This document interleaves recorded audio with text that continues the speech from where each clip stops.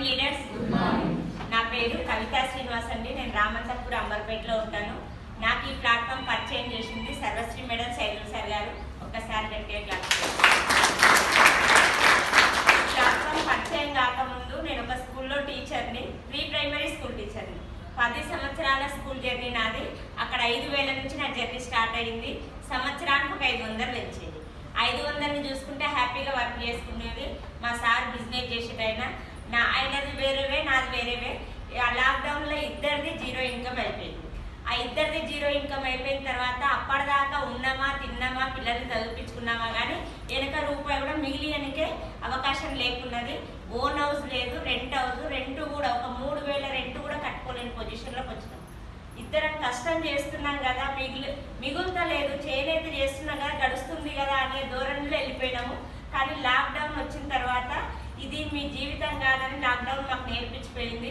ఆ టైంలో ఏదన్నా అవకాశం కోసం ఎదురు చూస్తున్న టైంలో ఈ గోల్డెన్ ఆపర్చునిటీ మేడం రూపంలో నా దగ్గరకు వస్తే, ఇద్దరం ఒకటే స్కూల్లో టీచర్స్.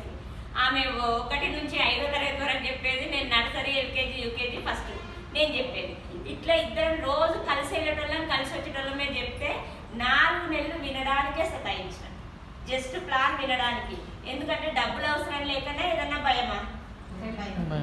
డబ్బులు అవసరమే నాకు కూడా. నేను దేనికోసం అంటే మేడం ఏమని చెప్తుంది, మీకు ఎట్లా పరిచయం అవుతుంది, జెంట్స్ కంటే బిజినెస్ అంటే కొంచెం అవగాహన ఉంటుంది. ఒక మంచి బిజినెస్ ఉంది, మనం పడ్డ కష్టానికి మొత్తము ఫుల్ స్టాప్ పెట్టే స్థాయిలో ఉంటుంది. ఒక 1 ఇయర్ కష్టపడితే ఇదేందో విని అర్థం చేసుకొని 1 సంవత్సరం కష్టపడితే లక్షలు తీసుకుని, నెలకు లక్షలు తీసుకునే అవకాశం అని చెప్పింది. నా 7-8 వేల మైండ్ సెట్ 1,00,000 పోతుంది ఒకటేసారి పోదు. ఇంకా అసలే నమ్మకుండా వినడానికే 4 నెలలు సతాయించి బలవంతంగా వస్తలేదని చెప్పి మా ఇంటి ముందర ఒక మీటింగ్ అరేంజ్ చేసింది. ఆ మీటింగ్లో టీవీ ముందర కూర్చునే బదులు ఈమె పిలుస్తుంది కదా 3 నెలల నుంచి, ఒకసారి పోయి అక్కడ కూర్చుందామని అక్కడ కూర్చున్నాం.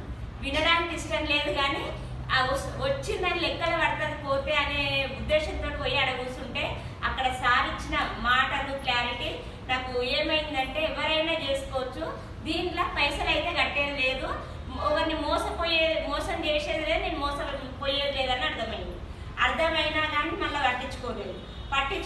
ఆ రేట్లు మొత్తం మీటింగ్ మొత్తం అయిపోయిన తర్వాత రేట్లు చూస్తే ఎక్కువ అనిపించినాయి. నాకు ఎక్కువ అనిపించి మస్తుగా చెప్తారు, కానీ ఇంత రేట్ నేనే పెడతాను, నాకు మిడిల్ క్లాస్ ఫ్యామిలీ, నేను ఇంత రేట్ పెట్టలేను, కానీ మళ్ళీ వదిలేసుకుంటే ఫ్రీ అనే వరకు ఆధార్ కార్డు ఇచ్చి జాయిన్ అయినా, కానీ కొననీకి పోతే డబ్బులు ఎక్కువ ఉన్నాయి. దాంట్లో నేను కొనలేను అని వదిలేసుకుంటే పోతే ఐడి అనుకుంటే మేడం ఏం చేసింది, మనం ఐడి తీసుకొని ప్రోడక్ట్ తీసుకోకపోతే ఐడి ఉంటుందా, ఎగిరిపోతుందా?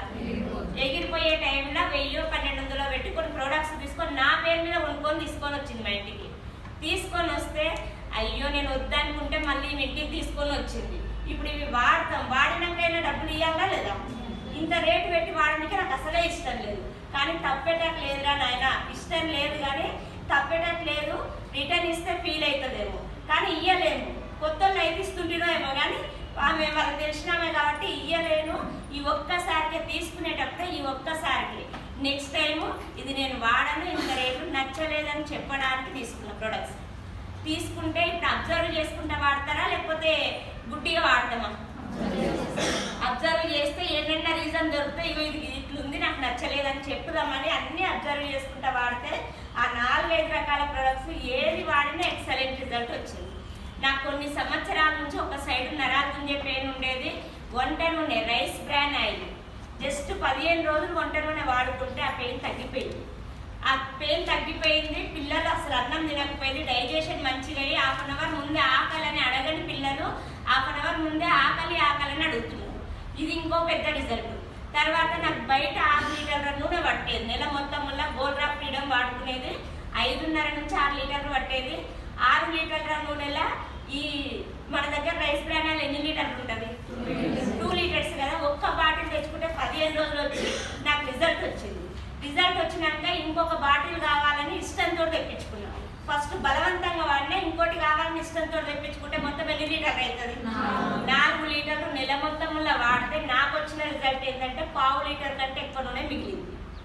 బయట 6 లీటర్లు పట్టేది, దీంట్లో 4 లీటర్లే పట్టిందంటే 2 లీటర్లు అదనంగా బయట కొంటున్నామా లేదా?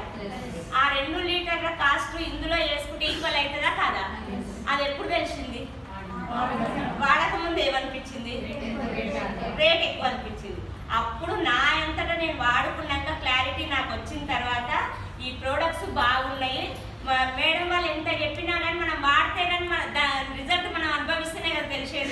అనుభవించినాక క్లారిటీ తీసుకొని నాకు నచ్చి వాడుకోవడం స్టార్ట్ చేసిన.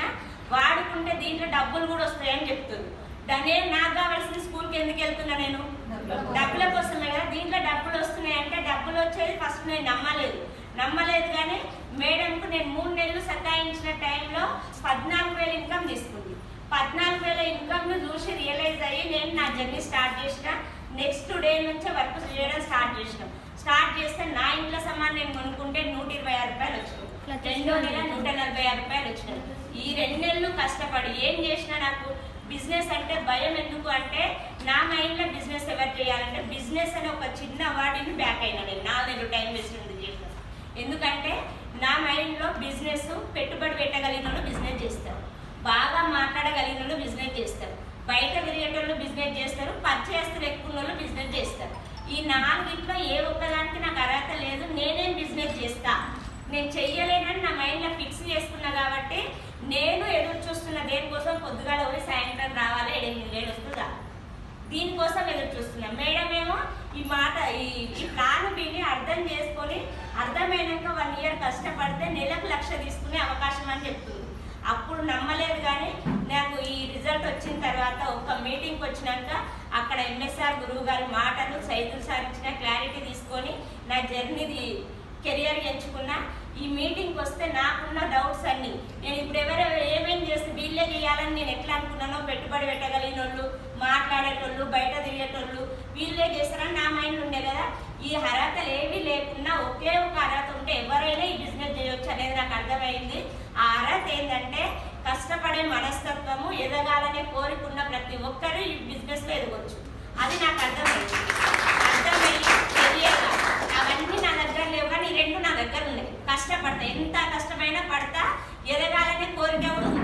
ఈ 2 నాకు ఉంది కాబట్టి బిజినెస్కు నేను చేయగలుగుతాను డిసైడ్ అయ్యి కెరియర్ ఎంచుకొని ఒక్క మీటింగ్కి అర్థం కాలే వరుసగా మీటింగ్లకు అటెండ్ అయికుంటూ క్లారిటీ తీసుకొని నాకు 8కి వస్తే అర్థమైంది దీని గురించి క్లారిటీ.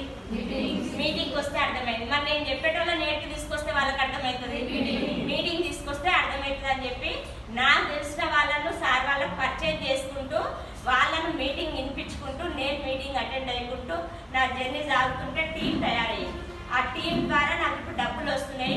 2 నెలలు కష్టపడితే 7,500 వచ్చింది. 3వ నెల 7,500, 8,000, 18,000, 23,000, 27,000, 31,000, 43,000, 27,000, 58,000, 63,000, 78,000, 88,000, 99,000, 1,05,000, 1,10,000, 1,20,000,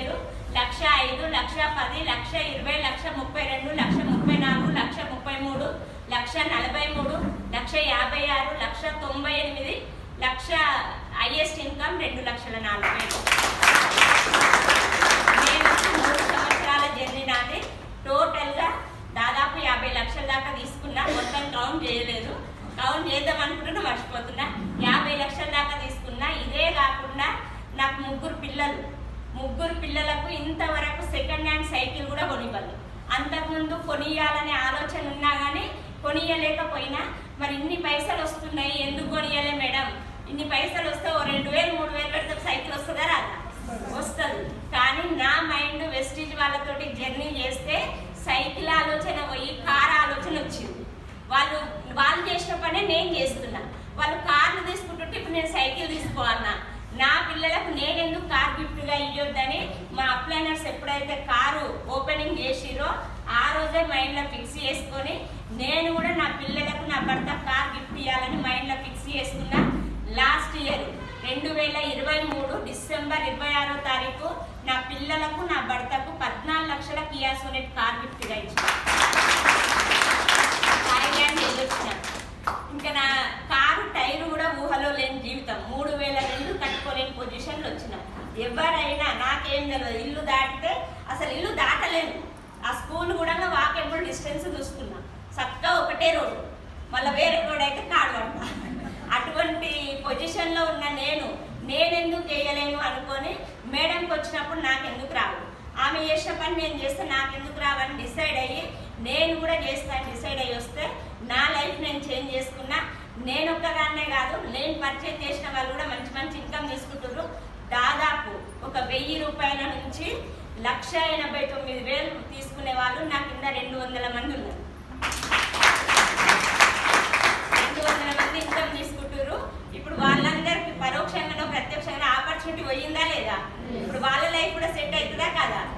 అర్థమయ్యి బిజినెస్ చేస్తున్నారు. వాళ్ళు ఈ రోజు కాకపోతే 1,00,000 రేపు వస్తుంది, కానీ బిజినెస్ లో ఉన్నారు. మరి అటువంటి అవకాశం ఇప్పుడు ఈ 200 మంది ఇంకో 200 మందికి అవకాశం ఇవ్వచ్చా లేదా? ఇవ్వచ్చు. అదే ఆపర్చునిటీకి వచ్చినాము. నా నుంచి కాదు అనుకోకుండా నా నుంచి ఎందుకు కాదు అనుకుంటే మాత్రం అవుతుంది బిజినెస్. నా గోల్ వచ్చేసి డిసెంబర్కి నేను 5 లక్షలు తీసుకుంటా. నా అండర్లో ఒక 5 మందికి 1,00,000+ కార్ ఇప్పియాలని గోల్ పెట్టుకొని పనిచేస్తున్నాను.